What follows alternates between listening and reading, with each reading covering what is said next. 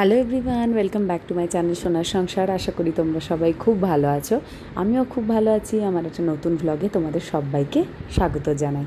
পুরো ভ্লগটা দেখো, আশা করি তোমাদের ভালো লাগবে। এই ভ্লগটা হচ্ছে যেই দিন আমি মুম্বাই থেকে দুর্গাপুর এলাম।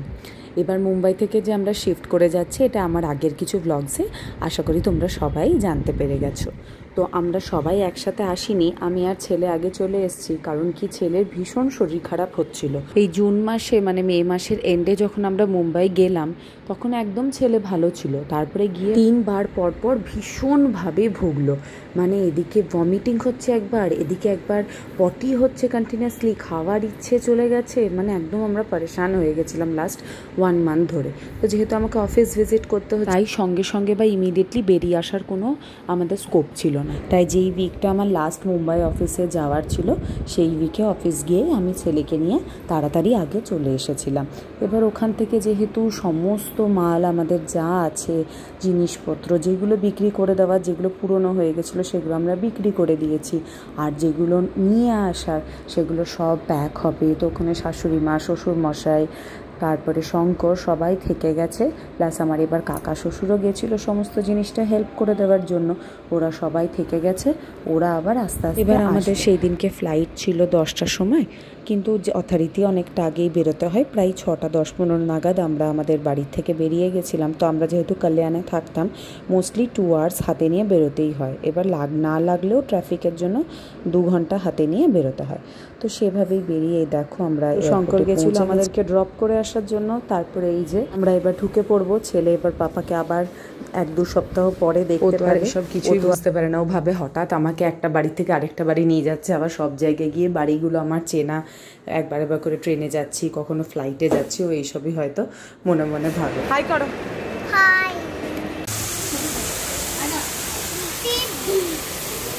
এবার বোর্ডিং পাসে আমার গেট নাম্বার ছিল 86। তো অনেকটা হাঁটতে হবে, আর ও গুন্ডা তো হাঁটবে না। ওকে ওই জন্য আরেকটা ট্রলি নিয়ে নিলাম, ওকে বসিয়ে দিয়েছি, লাগেজও নিয়ে নিয়েছি। তারপরে ওখানে যাওয়াটা খুব ইজি হয়ে গেল। তারপরে ওয়েট করে নর্মাল ফ্লাইটে যা যা করতে হয় ওগুলো করে আমরা চেপে পড়লাম।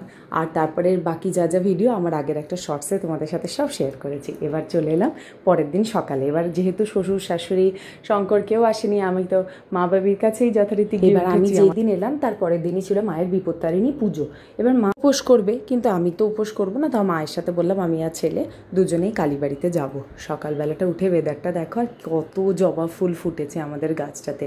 মায়ের বোধহয় কিছু কিছু তোলাও হয়ে গেছে, আমি খুব একটা জানি না। মা অনেকটাই সকালে এবার ছেলে এখনও ঘুমোচ্ছে। আমরা ঠিক চান টান করে বেরোবার সময় ওকে ড্রেস পরিয়ে ওঠাবো, কারণ কি আগের থেকে উঠে গেলে তো অনেক কাজই হয় না। এই যে মা দেখো ঝাঁট দিতে গিয়ে ওর এক একটা করে খেলনা আমাকে তুলে তুলে এনে দিচ্ছে, ও যেগুলো সব চারিদিকে ছড়িয়ে টড়িয়ে রেখেছে। তারপরে এই সামনের বাড়িতে দেখো কাঁঠাল পাড়তে এসেছে। আর আমাদের বাড়িতেও প্রচুর এঁচড়ের গাছ আছে, এখন সেগুলো কাঁঠাল হয়েছে। তো আস্তে আস্তে সব পাকবে, আর পাড়ার সময়ও হয়ে যাবে। 7টা থেকে 9টা মনে হয়, আমি ঠিক এক্স্যাক্ট শেষের টাইমটা জানি না। 7টা থেকে 9টা আকাশ হাটে, এই গুড মর্নিং আকাশের এই গান মা কাজ করে আর এই গান শোনে। আর এদিকে দেখো পুজোর সমস্ত জোগাড় করেছে, ফুল টুল তুলে।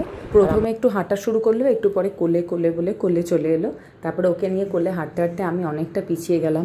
মা রাস্তায় আরও কিছু কিছু ফুল পেয়ে ওগুলো তুলে সবার সাথে গল্প করতে করতে এগিয়ে যাচ্ছে, আর আমি অনেকটা পিছিয়ে ছেলেকে নিয়ে। একবার ও হাঁটছে, একবার কোলে নিয়ে যাচ্ছি করে, অনেকটা টাইম লেগে যাচ্ছে আমাদের মন্দির অবধি পৌঁছতে। তো যাই হোক, এই দেখো এই পাড়াটা দিয়ে আমাদের 1 নম্বরে বাড়ি, আর 8 নম্বরের পাশে মন্দির। তো একটু কাছে। এই যে দেখো কালীবাড়ি পৌঁছে গেছি। কালীবাড়ি অনেক পুরনো, এই রিসেন্ট কিছু কিছু রিনোভেট করে এই যে নতুন কালার টালার করেছে। নাহলে এটা অনেক, আমি যখন থেকে আমি ছোট বা আমার মনে আছে তখন থেকে আমি এই কালীবাড়িটা এরকমই দেখছি।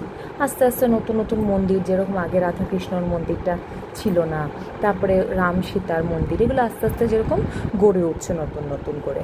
প্রথমে যখন গেলাম না, প্রচণ্ড ভিড় ছিল, তাই আমরা একটু দাঁড়িয়ে তারপরে মা অঞ্জলি টঞ্জলি দিচ্ছে। আমি তো আর অঞ্জলিও দিতে পারলাম না, কারণ কি ছেলেকে এত দুষ্টুমি করছিল ওকে ধরার জন্য, তখন আমি আর অঞ্জলি দিতে পারিনি। তারপরে এই দেখো ছেলেকে নিয়ে রাধাকৃষ্ণর কাছে। ও বেশ এখন ভালোই জানে যে মন্দির টন্দির গেলে মাথা ঠুকে প্রণাম করে নিতে হবে, ওইটাই করে দেয়। কতটা কি বোঝে জানি না, কিন্তু এই অভ্যাসের বশে করতে বলা হয় বলে। তারপরে এই শিব ঠাকুরের কাছে এসে একটু প্রণাম টনাম করেছে। আর তারপরে তো ও এত ছোটাছুটি করছিল, সবাই ওকে দেখে ভয়ই পেয়ে যাচ্ছিল। তোমরা কে কারা কবে বিপত্তারিণী পুজো করলে আমাকে অবশ্যই কিন্তু জানিও, শনিবার করলে না মঙ্গলবার করলে। আর পুরো ভ্লগটা আমার সাথে দেখার জন্য অনেক অনেক ধন্যবাদ। ভালো লেগে থাকলে অবশ্যই একটা লাইক, কমেন্ট, শেয়ার, সাবস্ক্রাইব করে দিও আমার চ্যানেলকে। আজ তবে আসি, আবার দেখা হবে আমার পরের ভিডিওটা। টাটা। হাতি আর লায়ন আর টাইগার। বাবা তিনজনকে নিয়ে তুমি খেলা করছো?